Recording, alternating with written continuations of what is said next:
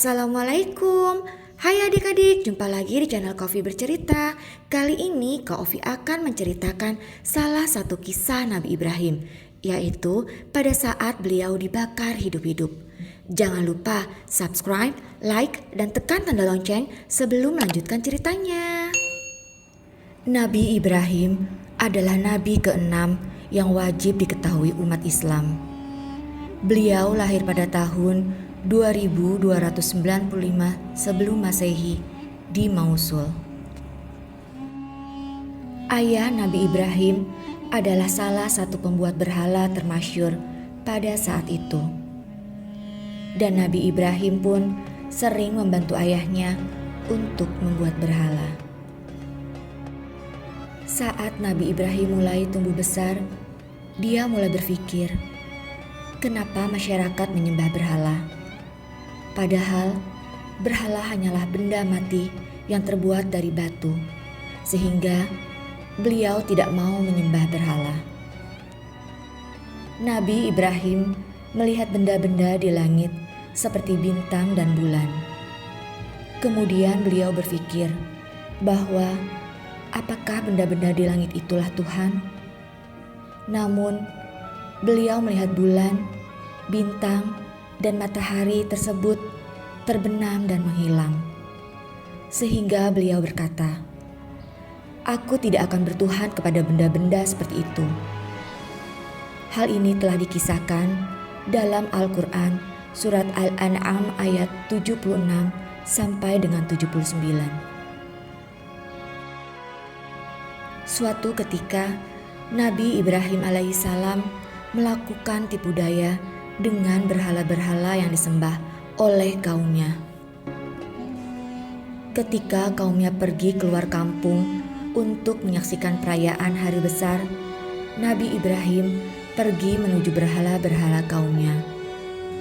Beliau mendapati semua berhala dihiasi dengan amat indah dan menawan, serta di hadapannya diberikan berbagai macam makanan sebagai kurban.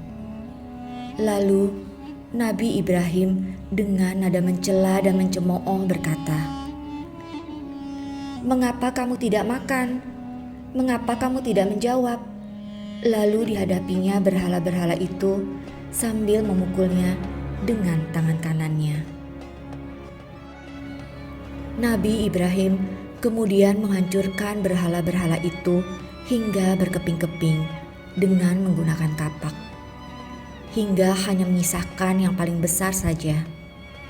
Kemudian beliau meletakkan kapaknya di tangan berhala itu untuk memberikan kesan bahwa dialah pelaku yang telah menghancurkan berhala-berhala lainnya. Saat kaumnya pulang, mereka terkejut dengan apa yang menimpa berhala-berhala mereka. Mereka berkata, "Siapakah yang melakukan perbuatan ini terhadap Tuhan-Tuhan kami? Sungguh, dia termasuk orang yang zalim." Kemudian mereka menyadari bahwa itu adalah perbuatan Nabi Ibrahim. Maka mereka membawa Nabi Ibrahim dengan maksud untuk menyidang beliau. Setelah semua berkumpul dan Nabi Ibrahim didatangkan, tepat seperti yang mereka inginkan. Mereka bertanya, apakah Nabi Ibrahim yang telah melakukan perbuatan menghancurkan berhala-berhala mereka? Beliau menjawab, "Sebenarnya patung besar itu yang melakukannya. Maka tanyakanlah kepada mereka jika mereka dapat berbicara." Tentunya Nabi Ibrahim melakukan hal tersebut hanya untuk mencela dan mencemooh kaumnya agar mereka sadar atas kebodohan yang mereka lakukan. Karena selalu kalah dalam perdebatan, akhirnya mereka beralih menggunakan kekuatan dan kekuasaan demi membela kebodohannya. Mereka berkata, "Buatlah bangunan perapian untuknya membakar Nabi Ibrahim. Lalu lemparkan dia ke dalam api yang menyala-nyala itu." Mereka kemudian mengumpulkan berbagai kayu dari mana saja yang bisa mereka dapatkan hingga memakan waktu yang cukup lama. Kemudian mereka mengarah ke sebuah tanah keras yang luas dan meletakkan kayu bakarnya di sana. Lalu mereka membakarnya hingga api berkobar dan membumbung tinggi. Belum pernah terlihat pemandangan api yang seperti itu sebelumnya. Panasnya yang memancar hingga puluhan meter.